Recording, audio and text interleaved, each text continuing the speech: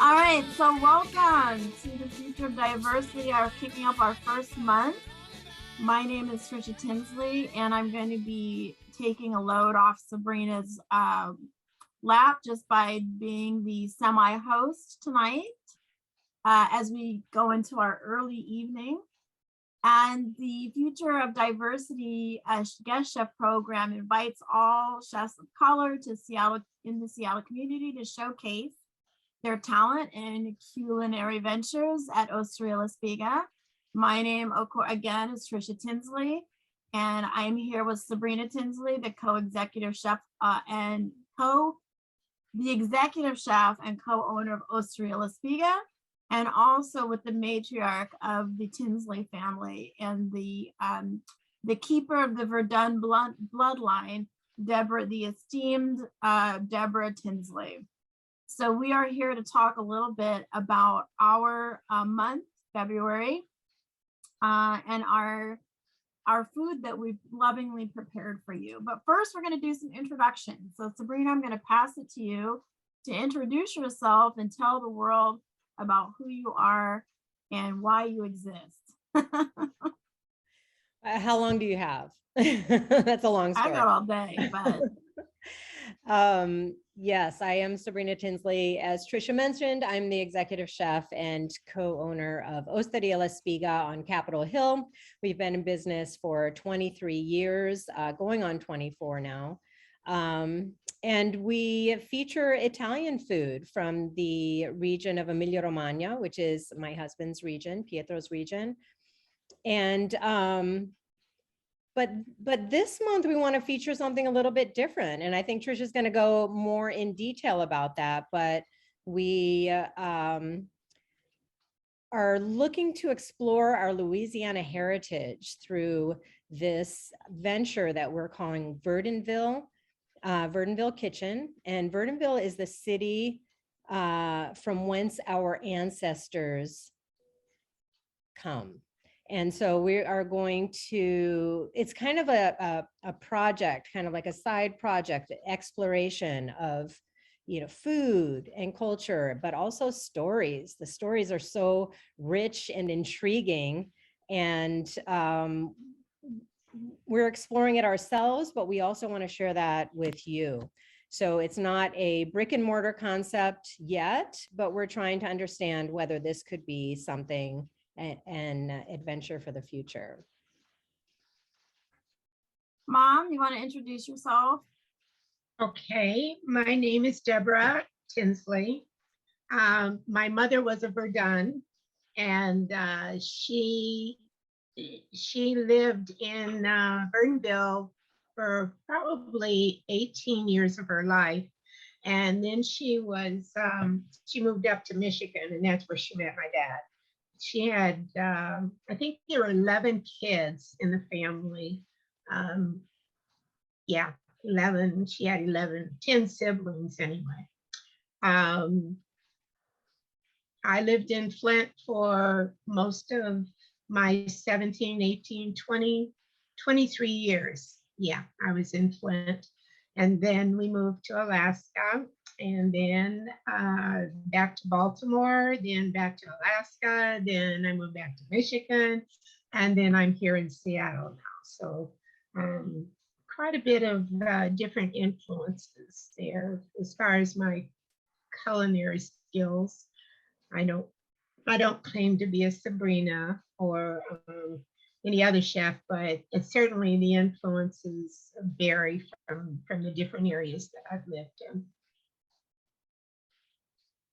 All right, and then I'm Trisha Tinsley, and some of you may know me. Some of you may just know of me, and if you don't know of me, then Sabrina, you haven't done your job very well, but that's okay. I am the youngest or the middle child of 4 siblings, and I'm the youngest girl. We have a younger brother. And I used to work at Osteria la Spiga. And when we first started at the very beginnings of its conception, was there before you, Sabrina and Pietro even moved to Italy. Sasha and I were researching restaurants. And then I worked there for a lot of years. And I realized that I don't like to cook. I like to eat. It's very different. In order to eat well, you have to cook though sometimes. So I have been in the life of the chef, but have left and now just work in to build strong communities. And I work for restorative practices and also any organization that's trying to include restorative justice. If you don't know anything about restorative practices and restorative justice, you can look it up online. It's a huge movement to move away from our punitive systems. But all along that way, it's important that whatever work anybody does, that they feed their soul and feed their stomach and make sure their body and soul is fueled. So I always come back to cooking. And the interesting part about this whole conception is that Sabrina and I had conversations like we always have. We've always shared a room together, or just we very close. And Sabrina at a very young age knew what she wanted to do. She wanted to be like this special chef who hosted these very luxurious parties. And we used to cook together and look at books. She would cook and I would critique. And that's still the situation going on today. So a little over a year and a half ago, she was telling me I'd like to actually start doing and honoring our Louisiana heritage. And I said, that's a great idea. So we started coming up with ideas. Well, some of you participated in and remember the holiday market that happened at the end of December 2021. Well, in order to force Sabrina's hand on this idea, I told Mom, we got to sell some items from our heritage. So it will actually start giving a name and a process to begin this exploration and possible new restaurant. So here we are kind of giving it a second go at exploring some of our recipes. So that's a little bit about the genesis of it.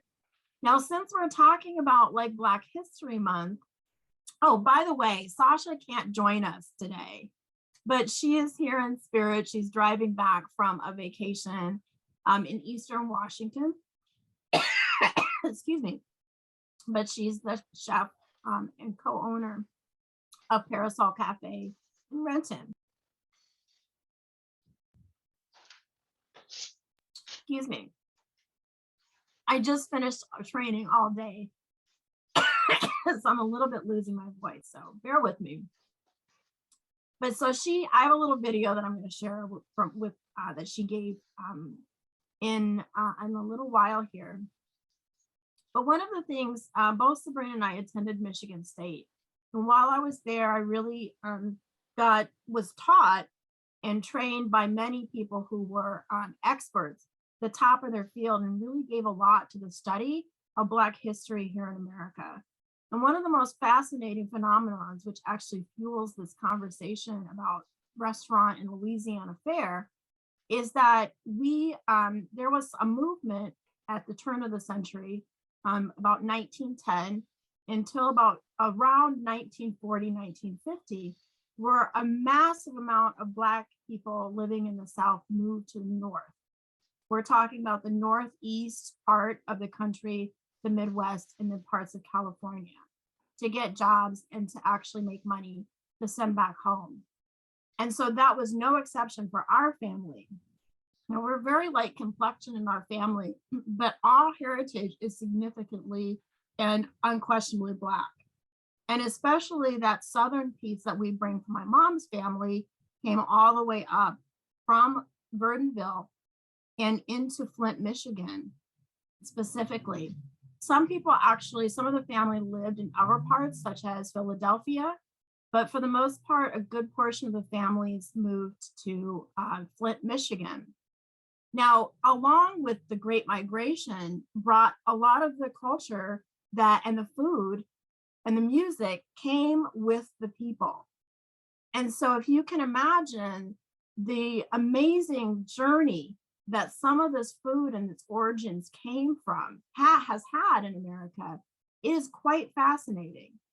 And when you're talking about moving from the West African coast and some of the traditions, the West African traditions of cooking, music, and even cultures, moving into the South, including Louisiana, and then being mixed with the influence of the indigenous people there and the French and Spanish, a good portion of it was the French, then mixing, right? And then moving north. So this is a really amazing tradition. The fact that we can share even just a few recipes with you is really quite the honor. So that's really something to explore. By the end of this call, or by the end of this, I'll share a book that I studied quite a bit about the Great Migration, if you'd like to look into that.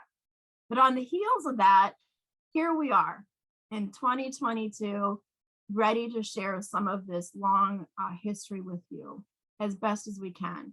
And by the way, our food is our interpretation. We would definitely be critiqued by our fellow Louisiana family, but in light of that, or despite of that, we are still moving forward to give the world what we consider something very valuable. So I'm going to pass it over to Sabrina to talk a little bit about the dishes she chose and why she chose them. Even though I will say at the beginning that she was kind of forced to choose some of them by me. So Sabrina, what say you about all of this food business that you're offering? Yeah, so we decided to do one appetizer for everybody, and that's going to be a vegetable course. So we have the succotash, which we didn't really grow up with succotash as, you know, as it's kind of interpreted, because in talking with my mom about it, she has a very loose interpretation of what succotash is. So I kind of did my own exploration of what succotash is, and I've landed on using fava beans, but along with the corn and tomato to make kind of a stewed vegetable dish. So that's your first course. Second course, you have three choices. So it's either going to be the shrimp etouffee, and this was one of the dishes that Trisha's talking about, where it's just like, absolutely, we have to do the shrimp etouffee, because she and I, just before the pandemic, in April, I think it was April of 2020. It was March 2020. March Which, of 2020. by the way, I want to say to everybody that we had some cases here in Washington, and Sabrina and I went down to Louisiana thinking we were taking COVID with us, not realizing that Mardi Gras had just happened. And if Lafayette has like the real Mardi Gras. So if you want to go to the kind of Mardi Gras in New Orleans, but that's fine. The Lafayette, they really do it up. We went right into the belly of the beast, Right. not knowing that they had tons of COVID cases down there because of the celebration. Anyway, so Wow. March 2020, go ahead. I'm learning about that just now. I didn't realize that. Interesting. Yeah, so we went down to Lafayette. Trisha was working, but I was just hanging out. And we went to this one restaurant and had shrimp etouffee. And I never really had a great impression of etouffee, because the first time I tried it was when I went to Louisiana with my dad one year, and I ordered crawfish etouffee, and I couldn't take 2 bites without like being a little bit repulsed, and I thought it was the etouffee, but it's actually the crawfish. And I don't feel like that I have any Louisiana heritage when I say this, but I still have a certain aversion to crawfish, which is super embarrassing, but I try every single time, I promise. The one way that I've been able to eat is in boudin, which is it's like a sausage, but with, it's more like rice and crawfish, and the crawfish boudin was really good. But anyway, so that was kind of my impression of etouffee, but when we ate it in 2020, I was blown away. We both thought that that was amazing. So she really insisted that we put that on the menu. So I'm actually still finalizing how I want this to be presented. So I have one more trial before I actually get it exactly the way I want it. So the shrimp etouffee is one choice that comes with rice, and then the savory coleslaw. We have also smothered pork chops, which has always been my favorite, and we do it at home quite often. And the first time we tried that dish, well, not the first time, but the first time I experienced it in Louisiana is when we were down for a reunion, Verdun reunion when Mimi was just like two. So it must have been 2003. And we went to our cousin Jenny's house, and she we were cooking, but she walked us through how to make the smothered pork chops, Louisiana style. So I finalized that recipe, and I really like the final results of that. So that's set, and that's great. That's served with dirty rice and coleslaw. And then the last dish is gumbo. Mom is famous for gumbo. That's what we've eaten growing up. That was like her Louisiana dish par excellence. And so we grew up eating that. New Year's Eve, it was always, a tradition to have it on New Year's Eve, but even throughout the year. But we needed to offer a vegetarian option. So I spent some time trying to perfect it's actually a vegan gumbo. So I'm really happy with the results of that. So if you ordered that, I think you'll be happy too. So that's also served with white rice and coleslaw. For the desserts, I'm going to let Sachia tell you about that. As Trisha mentioned, she has recorded a little snippet of what you can expect dessert-wise.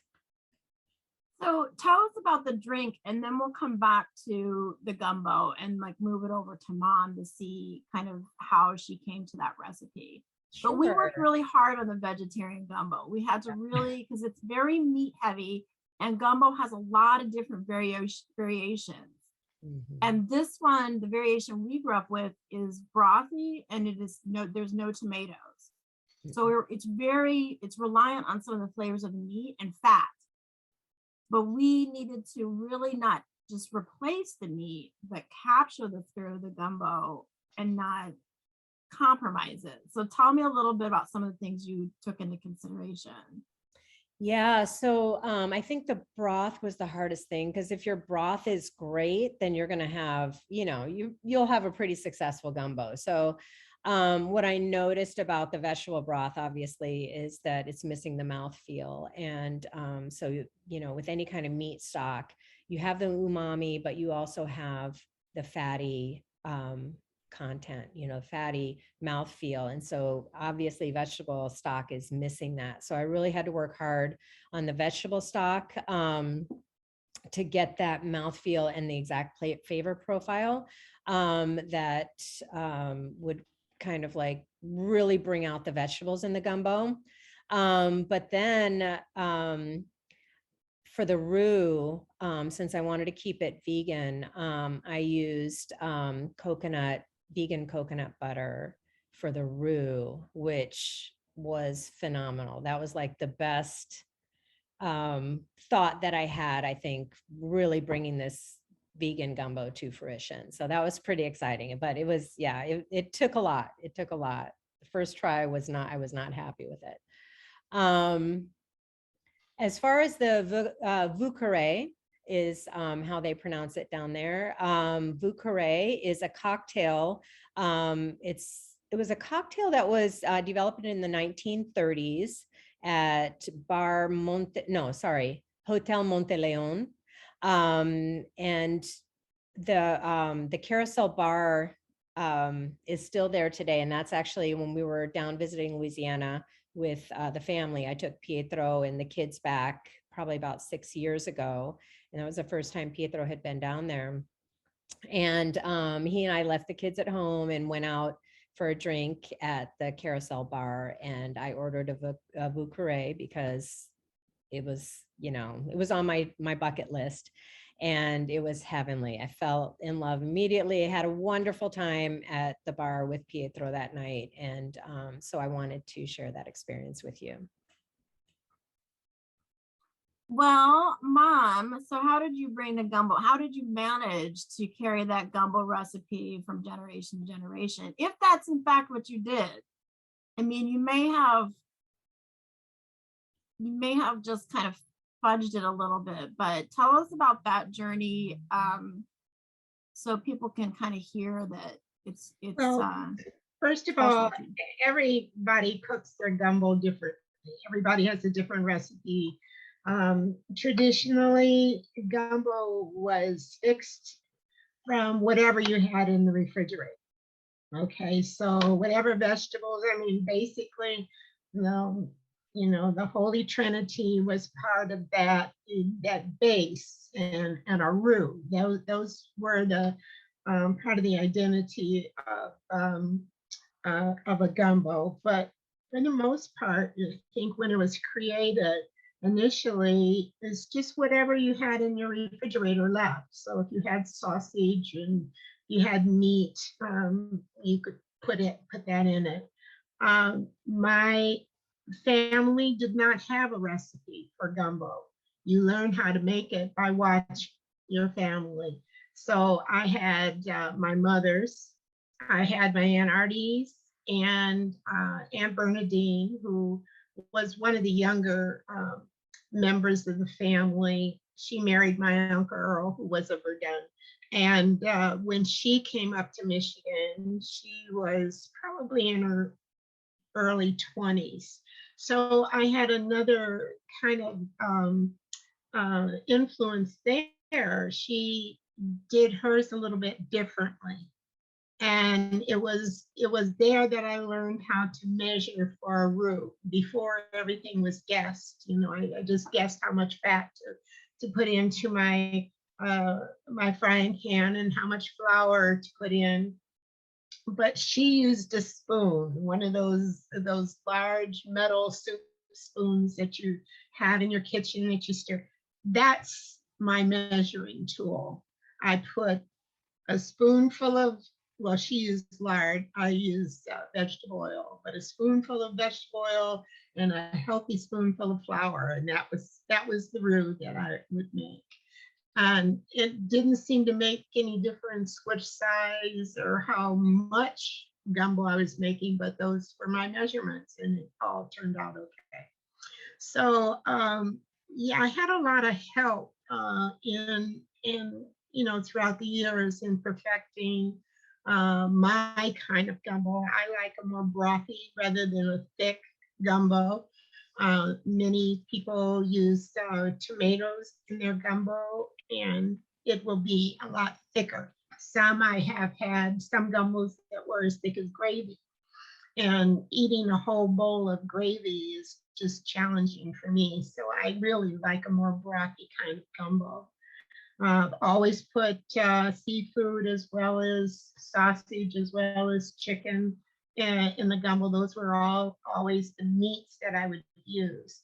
I was excited when Sabrina said she was going to try to make a vegetarian gumbo because I wanted to see how that came out. And I'm very pleased to say that it's delicious, Sabrina. Oh, so you did try it. I did try it. There's a couple of things I could share with you that I would probably tweak a little bit, but I think the vegetables were the perfect size for getting the heartiness that you get out of a gumbo, a meat gumbo. I think the vegetables were a good size, and it was really nice.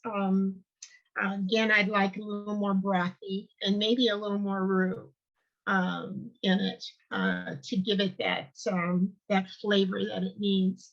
I would try some filet just to see what that added.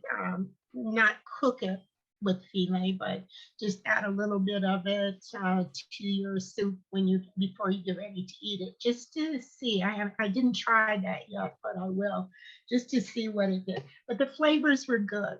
I think you really were right on.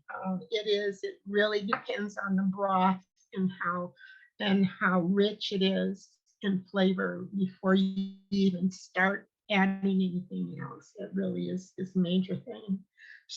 So that's how I learned how to make it, just watching my mom, watching my Aunt Artie. Aunt Artie never made, she didn't make the kind of gumbo that I did. She made a shrimp and okra gumbo, and it was fantastic. I mean, it was better than fantastic. It was unbelievable. I don't know what she did to that soup. And she also was the person that made crawfish etouffee for me when I went to visit. She happened to be down at my grandparents' house when I went to visit one summer, and she made it just for me. And I don't know why it was just for me, but it was just for me. And I ate most of it. It was just delicious. Anyway, she made a really good okra and shrimp. She used, while we're talking about shrimp, my Uncle Bill used to dry his own shrimp, tiny little shrimp. And he would dry his own shrimp, and periodically, not every year, but every once in a while, he would send me some up from Louisiana, as well as filet. And the shrimp were something you just added to the gumbo to give it that richness, that kind of Creole richness that is, embedded into the dish. But yeah, hers was different. Aunt Bernadine's was a little bit thicker than mine. And it was usually, and I started doing that too, but it was usually after Thanksgiving that we had it around New Year's, because we took the carcass from the turkey and boiled it down to a rich broth. And then the broth that we got from the turkey carcass, we would use to make the gumbo. So a lot of the seasoning, because traditionally people who cooked a turkey on Thanksgiving from our culture stuffed it with a cornbread stuffing. So there was a lot of seasoning that would infiltrate through the turkey. The thyme and the richness of the poultry seasoning would infiltrate through the carcass and the meat. So we had a lot of flavor there before we even began, to pull out of that carcass. And so that's what I made would make our gumbo from usually. I don't know. What else would you like to know? That's good. I mean, this is only supposed to be a half an hour. I think we could easily talk for yes, more than a day. But I did want to say for the record that I have decided to add a small packet of filet in with your packets. Sabrina does not like filet. I think it makes the dish what it is. She described it as moldy tasting. We don't want to put any impressions into people's. I mean, I could see that. It's the same way people respond to cilantro, but I do think that it really adds a flavor that is really important. And you add it after. You add it after you cooked it, dish it up, and you just sprinkle it on top. So I did that last night. It was used primarily, not so much for the flavor, but to thicken up the soup. Yeah, that's what originally it was, but it does have a nice flavor of its own, and it does add to the gumbo. You can't use much of it, because it's pretty powerful.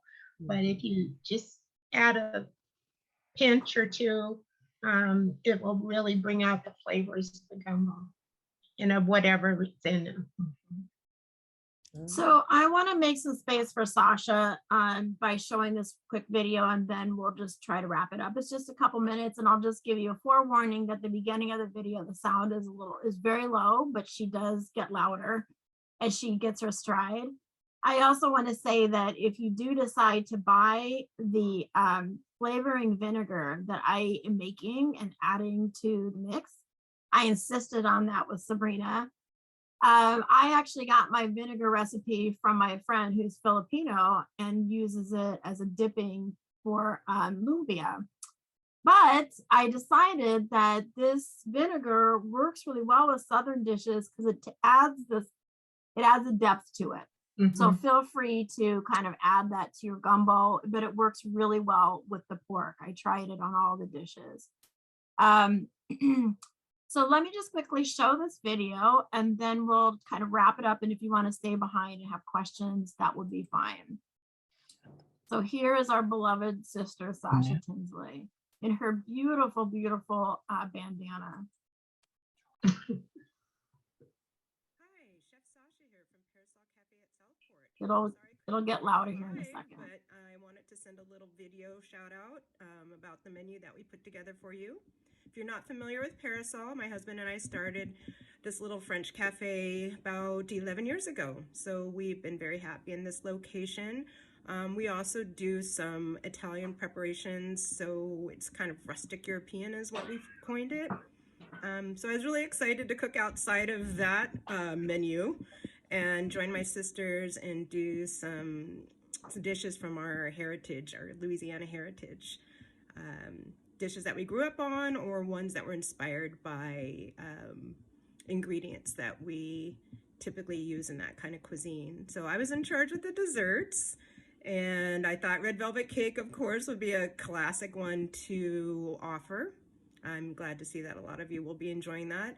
One twist that I do, and I developed this recipe when I was a pastry chef at Triple Door, is to use roasted beets instead of food coloring to color it, because it's actually just a chocolate cake that had a red hue in the past when the cocoa powder wasn't alkalized. So it would, when it mixed with the acid in the buttermilk, it would tend to give it a little bit of a red hue, but nothing like you would see in the grocery store today. So that's kind of a nice twist. Plus I love to put a little orange zest in my cream cheese frosting. It elevates the dish a little bit. And then we did a really yummy, it's so good, roasted, it's actually yams I use, but we call it sweet potato pot de crème. So I'm taking a French classic preparation of a pot de crème, which is basically a baked custard, lots of egg yolks and cream, sugar. Typically you'll find it like with vanilla bean. I do a butterscotch pot de crème, but I've also done a pumpkin one in the past, and I thought, oh, sweet potato is really close. So roasting the sweet potato and getting it really nice and caramelized and giving it a richer flavor and incorporating that into my mix. Turned out really great. So we have that for you with a little bit of chantilly cream, it's just whipped cream, and my candied spice pecans, which gives it a little kick and just ties everything together, a little crunch on the top. So I hope you enjoyed them. I had a great time working with my sisters on this, and we'll be cooking away later in the week, and we'll look forward to seeing you at pickup on Sunday. All right, I hope you guys have a great rest of your evening, and ciao, Sabrina and Trisha from Lake Chelan. We'll be heading back over later today. All right, take care. Ciao. All right. Any questions for Sasha? Huh? Okay. So any final thoughts from Mom and Sabrina about this venture that we're doing? No, just I just wanted to thank everybody for the support for this adventure. And I've been really feeling the love, even people who didn't actually end up buying a dinner yet have been really excited about the potential of this concept. So it gives me hope. And in the meantime, we want to have a lot of fun about it, fun with it. And potentially for the future, I don't want to commit, but we may be doing pop-ups at La Spiga on Sundays for brunch with this same concept. So be on the lookout for that later this year. Mom, anything else you want to add? What are you thinking about all this whole business of Verdunville Kitchen? I'm very excited. You know, no matter what century you choose to look at as far as cuisine is concerned, you find that wherever somebody's roots are, they carry that kind of cooking wherever they go, wherever they move. So it's really exciting to see you girls take that Louisiana style cooking and turn it into something different, but never losing, you know, the full value of the Louisiana style. So I think it's really exciting to see what you do. Just stay true to your roots. That's all. Thank you. And I do want to say that we still have family that lives in Verdunville, which is about an hour and a half north of New Orleans. And the house and the land is still owned by our Verdun family, which has history all dating all the way back to when the French started building the city of New Orleans. So and they the house that belonged to our family still is there, and they live right on the bayou. So it feels really good to kind of share something that pulses through our blood with the rest of the world. And so that is the end of really our presentation and our conversation. So does anybody have any questions or comments or things that they want to reflect on before we kind of let you go to move on to whatever you're having, whatever yummy morsels you're having for dinner tonight?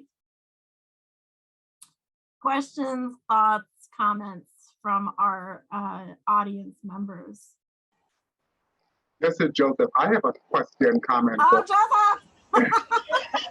So, Mom, what parts of the chicken do you use in your gumbo? Because for me, breast dries out really fast for me, so I avoid that. But I'm just curious, what parts of the chicken do you use in your gumbo? And the other piece is, I want to go to Verdunville with you.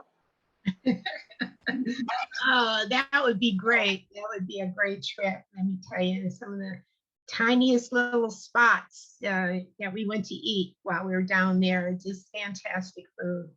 I use more of the fatty parts. I will use the darker meats.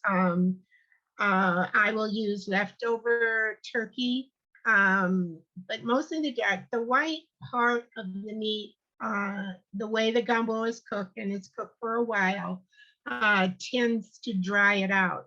But I have used it.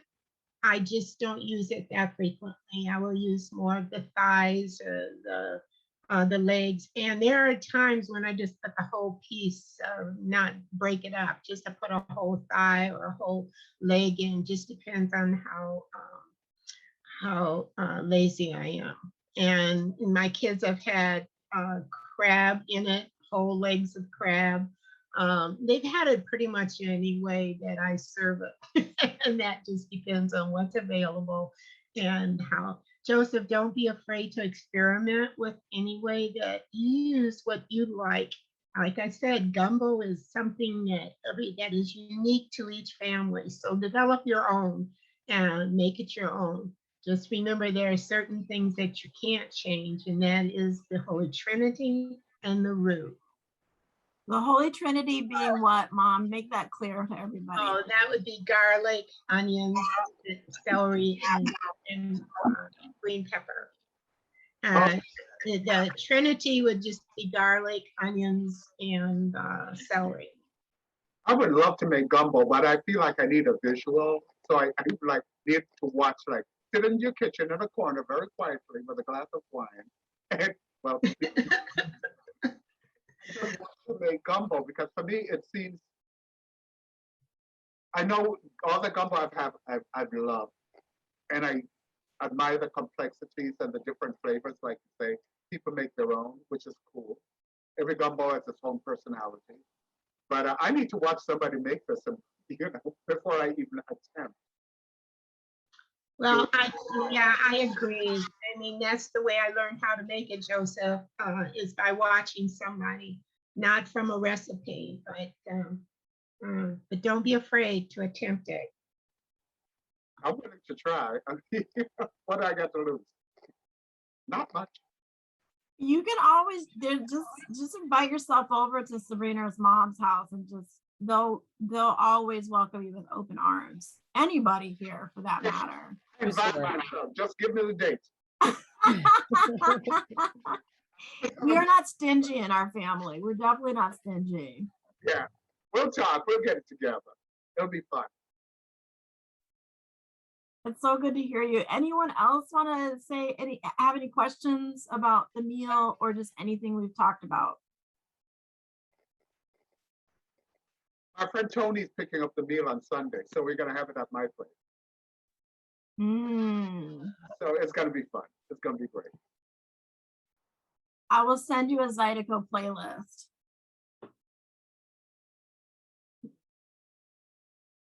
All right, well, if that is all, laissez le bon temps brûler, which is how let the good times roll. So if you have any questions, you can always reach out to Sabrina. We also have a Facebook page that's just Verdunville Kitchen. It has the bare minimum of what you need to know, but I'm monitoring it, so send us a message. Otherwise, we are more than delighted to share a part of us with you and hope that you enjoy it. So take care and good evening. Okay, I might say yes to the pop-up. What's that? Do the pop-up. Pop-up Sunday brunch. That can go. Oh yeah, we want it to be a Yes. gospel brunch too. Yep, I'll spread the word. Just let me know. All right. Thanks, Joseph. Thank you, everybody. Love you, love you, love you.